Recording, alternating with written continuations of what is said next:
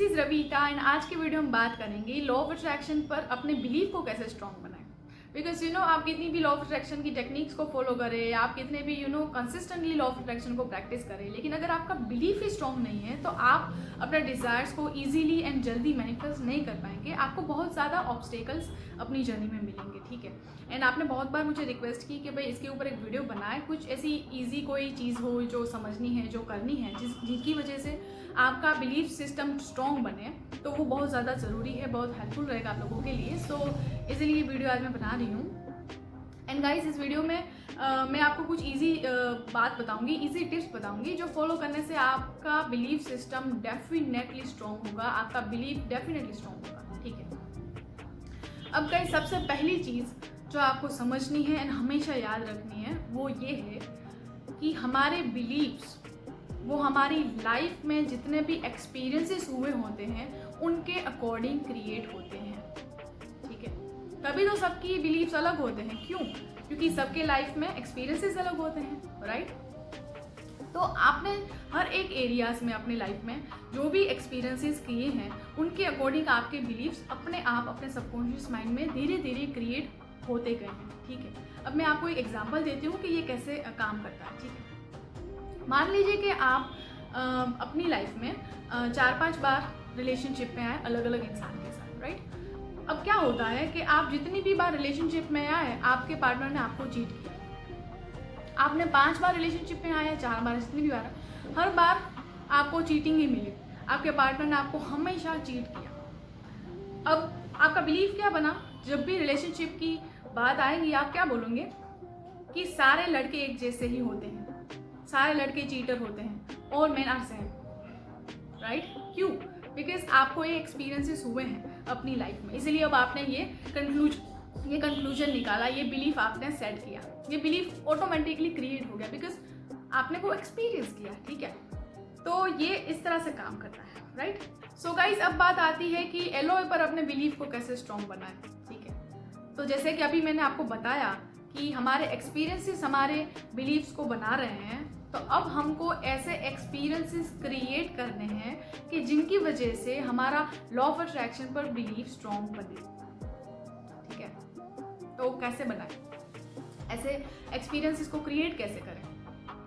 अब गाइस, मैंने बहुत बार देखा है कि कुछ लोगों ने मुझे पूछा है कि उन लोगों ने जब लॉ ऑफ अट्रैक्शन को स्टार्ट किया तब उनको बहुत ही फेलियर मिला। क्यों?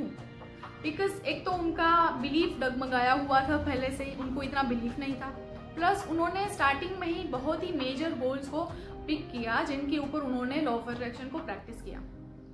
अब मैं ये ऐसा नहीं बोल रही कि आपको लॉन्ग टर्म के या कोई बड़े गोल्स को आप इजीली मैनिफेस्ट नहीं कर पाएंगे, बिल्कुल कर पाएंगे अगर आपका बिलीफ सिस्टम पहले से ही स्ट्रॉन्ग है तो, राइट।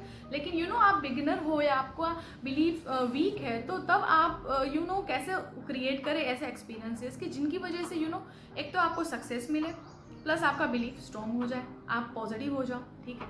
तो क्या करना है गाइस, स्टार्टिंग में ही सबसे पहले आपको कोई मेजर गोल नहीं लेना है, आपको छोटे छोटे चीज़ों को मैनिफेस्ट करना है, ठीक है। जैसे कि आपने कोई फेवरेट बुक को मैनिफेस्ट किया, आपने कोई सॉन्ग मैनिफेस्ट किया, आपने अपना सिग्नल सेट किया और उस सिग्नल को आपने मैनिफेस्ट किया यूनिवर्स से, या किसी पुराने फ्रेंड का कोई फ़ोन कॉल आपने मैनिफेस्ट किया, कोई अपनी फेवरेट डिश को आपने मैनिफेस्ट किया, मतलब छोटी छोटी चीज़ों को, स्मॉल अमाउंट ऑफ मनी को मैनिफेस्ट किया कि भाई थोड़ी 500 रुपये को मैनिफेस्ट करना है, एकदम से आप 5 लाख 10 लाख या मिलियंस की बात करेंगे तो वो कैसे मैनिफेस्ट होगा, राइट।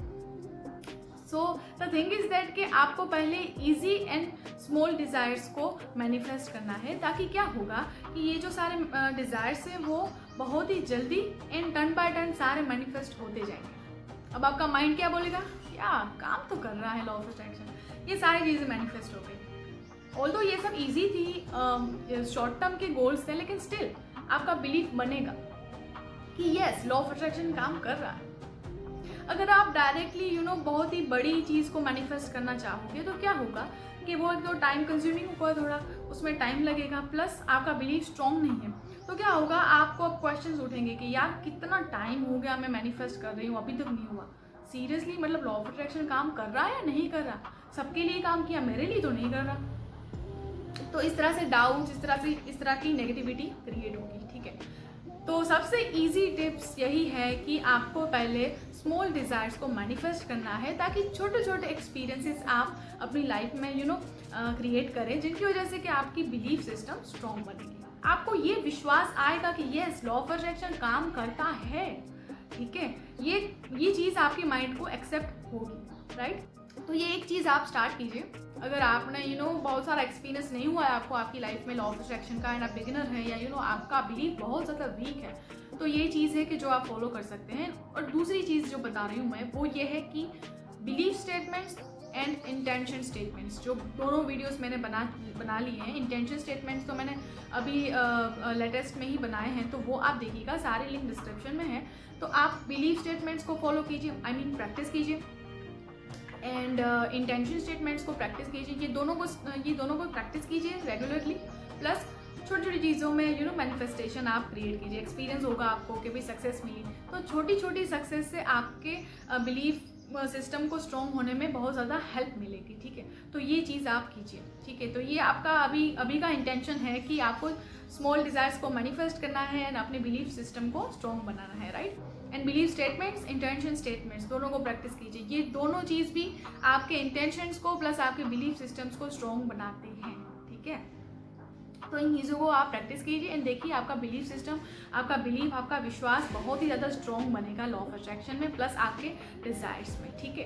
तो इसको फॉलो कीजिए। एंड अगर ये वीडियो अच्छा लगा तो लाइक करना, शेयर करना, कमेंट करना, मेल करते रहना, एंड इंस्टा में मुझे फॉलो कीजिएगा। एंड गाइस, दूसरी चीज़ के इन दिनों मैं आपके मेल्स को बहुत ही ज़्यादा इंस्टेंटली रिप्लाई नहीं कर पा रही हूँ। So I am sorry guys, I really am sorry. मैं डेफिनेटली आप सबके मेल्स के रिप्लाई करूँगी, डेफिनेटली करूँगी। सो थोड़ा पेशेंस रखना एंड कोऑपरेट करना मेरे साथ, बिकॉज अब मैंने एक शेड्यूल बनाया है कि दिन में 2 घंटे बैठ के मैं सारे मेल्स ही चेक करती रहूँगी, इन सबके रिप्लाईज दूँगी, इन वही सब करूँगी मैं। तो इसीलिए आप थोड़ा पेशेंस रखना, मैं आपको डेफिनेटली रिप्लाई करूँगी। एंड ऐसा नहीं है कि मैं सिर्फ लोअर मेंबर्स के टच में रहती हूँ, मैं मेरे जो भी लोअर मेंबर्स के अलावा भी व्यूअर्स हैं, जो मेरे सब्सक्राइबर्स हैं, आप लोग सब, उन सब के साथ मैं टच में रहती हूँ। जितना पॉसिबल होता है मैं सबको रिप्लाई करती हूँ, सबके साथ सबको गाइड करती हूँ। स्टिल अगर आपको ज्वाइन करनी है मेरी चैनल, तो हमारे चैनल को ज्वाइन भी कर सकते हैं। सिर्फ 89 रुपीज़ हैं आपको चार्जेस, तो वो भी आप कर सकते हो। तो क्या होगा कि कॉन्स्टेंटली हम पूरी जर्नी में साथ रहेंगे, ठीक है ना। अदरवाइज़ मैं आप सबको रिप्लाई तो करने ही वाली हूँ, सो उसकी चिंता बिल्कुल भी मत करना, ठीक है ना गाइस। तो बस यही कहना था, थोड़ा पेशेंस रखना एंड रिप्लाई करूँगी, मैं डेफिनेटली करूँगी। मेल करते रहना, इंस्टा में भी मैसेजेस करते रहना, ठीक है ना। तो बस यही मुझे कहना था। तब तक के लिए keep going with the law of attraction, stay happy, stay blessed and good vibes to all.